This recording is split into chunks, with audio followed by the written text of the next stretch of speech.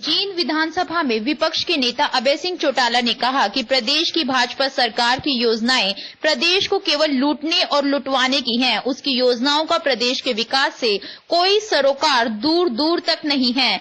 यह इस तथ्य से साबित होता है कि हरियाणा स्वर्ण जयंती मनाने के नाम पर प्रदेश सरकार ने जनता के खून पसीने की गाढ़ी कमाई के 1700 करोड़ रुपए खर्च कर दिए। इसमें अकेले फिल्म अभिनेत्री और भाजपा सांसद हेमा मालिनी के डांस पर ही 30 लाख रुपए पानी की तरह बहा दिए गए। अभय सिंह चौटाला सोमवार को जींद में इनेलो कार्यकर्ताओं की बैठक के बाद पत्रकारों से बात कर रहे थे। इसमें अभय सिंह चौटाला ने कहा कि स्वर्ण जयंती के मौके पर सरकार ने 1700 करोड़ रुपए खर्च किए। इसमें से 30 लाख रुपए तो केवल हेमा मालिनी का डांस देखने पर खर्च कर दिए गए। यदि भाजपा नेताओं को हेमा मालिनी का डांस ही देखना है तो अपने खुद के पैसे खर्च करें, न कि प्रदेश की जनता की खून पसीने की कमाई को पानी की तरह बहाए। अभय सिंह चौटाला ने कहा कि भाजपा सरकार ने अब तक केवल 3 ही योजनाएं प्रदेश में बनाई है।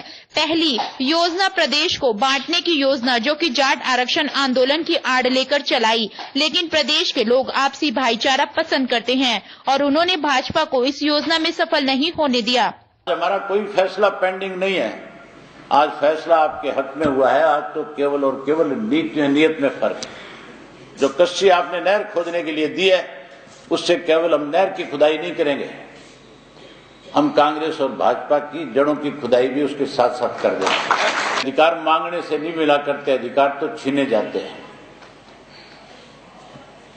अब समय आ गया, आपके अधिकार पे लोग डाका डालना चाहते हैं। हम सब ने मिलकर के अपने अधिकारों को छीन करके लेकर के हरियाणा के लोगों को सतलुज का पानी ला करके इन खेतों की प्यास बुझानी है। ये कले तो खत्म हो ही नहीं सकती इनकी।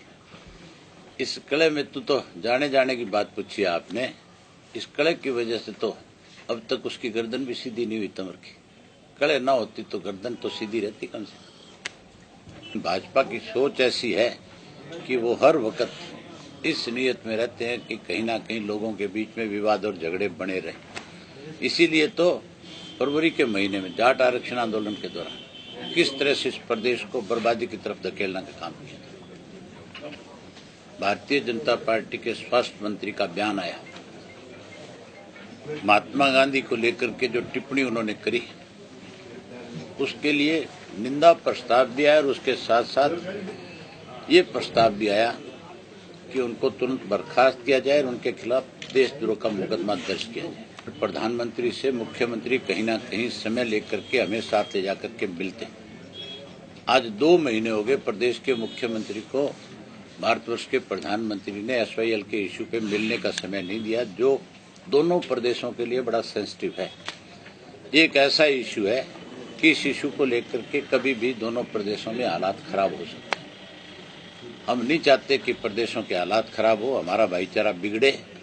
हम तो ये चाहते हैं कि जो हमें बंटवारे में मिला है वो 100% अब सुप्रीम कोर्ट के फैसले के बाद केंद्र की सरकार हमें दे। 30 लाख रुपए हेमा मालिनी जी को इस बात के दे दिए कि आप गीता जयंती पे आके नृत्य करो। उस नृत्य को किसी ने जाकर के देखा था? उस नृत्य से इस प्रदेश को कोई लाभ मिला? हमारे प्रदेश का सरकारी खजाने का 30 लाख रुपए दे दिया। नृत्य देखने का इनको इतना ही शौक है तो ये अपनी पार्टी की तरफ से अपनी जेब से पैसा खर्च करके देखो, हमें कोई आपत्ति नहीं है। आजाद टीवी न्यूज के लिए जींद से ऋषि मेहंदी रता की रिपोर्ट।